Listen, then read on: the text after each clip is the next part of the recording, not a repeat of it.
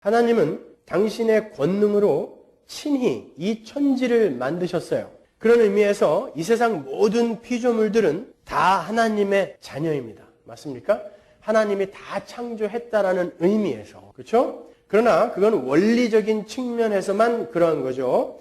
그 중에서 특별한 은총을 입은 자들이 있으니 그들이 바로 예수 안에서 부르심을 입은 성도들인 거예요. 그들이 진짜 하나님의 백성이에요. 그들을 참 백성이라고 성경이 표기를 합니다. 그것을 신학에서는 유효한 부르심이라고 그러죠. 예전에 다 한 거예요, 여러분. 다시 한번 기억을 되살려 보세요. 유효한 부르심. 부르심에는 보편적 부르심과 유효한 부르심이 있다고 그랬죠. 이 천지 만물에 하나님이 나타나 있어요. 로마서의 말씀처럼. 그걸 뭐라 그래요? 보편적 부르심이라고 그래요. 다 드러내 놓으셨단 말이에요. 보편적 부르심. 그러나 그걸 알아먹는 이는 몇 명 안 되는 거죠. 그게 유효적 부르심이에요.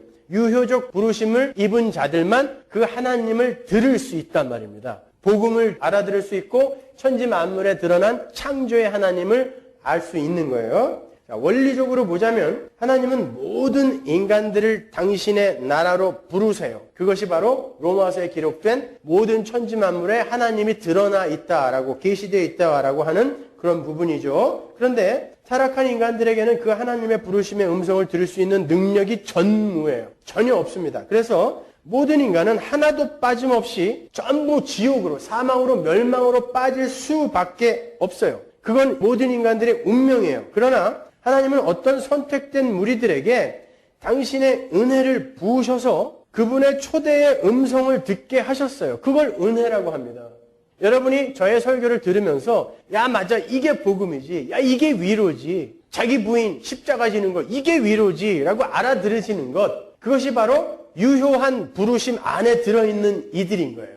여러분은 그걸 알아듣고 있단 말입니다. 그 유효한 부르심에 대한 반응, 하나님이 부르셨어요. 말씀을 하셨어요. 근데 거기에 내가 반응을 하잖아요. 그걸 믿음이라고 해요. 제가 여러 가지 정의를 지금 해드렸는데 그거는 여러분이 익숙하게 다 아셔야 되는 것들입니다, 여러분. 예, 그러한 유효한 부르심에 대한 반응을 우리가 믿음이라고 하는 거예요. 그런데 여러분이 아시다시피 믿음은 우리 안에서 생산되어지는 게 아니라 은혜로, 선물로만 주어지는 거죠. 에베소서로 한번 가보죠. 2장 8절 보세요. 너희가 그 은혜를 인하여 믿음으로 말미암아 구원을 얻었나니, 은혜를 인하여 믿음으로 말미암아 구원을 얻었어요. 이것이 너희에게서 난 것이 아니요 하나님의 선물이라. 여러분이 예수를 믿은 건 여러분이 뭐가 잘나서가 아니라 하나님의 은혜로 그렇게 된 거죠. 유효한 부르심으로 부르셨기 때문에 알아들을 수 있게 된 거예요. 왜? 9절. 행위에서 난 것이 아니니 이는 누구든지 자랑치 못하게 하려고. 예.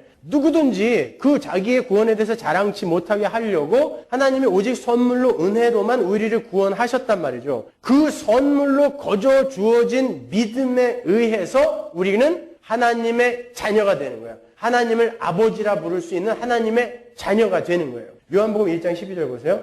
영접하는 자, 곧 그 이름을 믿는 자들에게는, 조금 아까 우리가 에베소서에서는 그 믿음은 오직 은혜로만 주는 거라고 했어요. 근데 그 믿음으로 말미암아 어떻게 된다? 하나님의 자녀가 되는 권세가 주어지게 된단 말이에요. 그 믿음에 의해서 우리는 하나님을 아버지라 부를 수 있게 된 거예요. 따라서 우리가 하나님의 자녀가 되는 것은 우리의 노력이나 열심에서 비롯되는 것이 아니라 하나님의 불가항력적인 은혜에서 격발이 된 유효한 부르심, 즉 믿음에 의해 가능하게 된 거예요. 따라서 우리가 하나님을 아버지라 부를 수 있게 된 것은 전적으로 하나님의 창조의 권능에 의한 거죠. 맞습니까? 우리는 거기에 요만큼도 보탤 수가 없어요.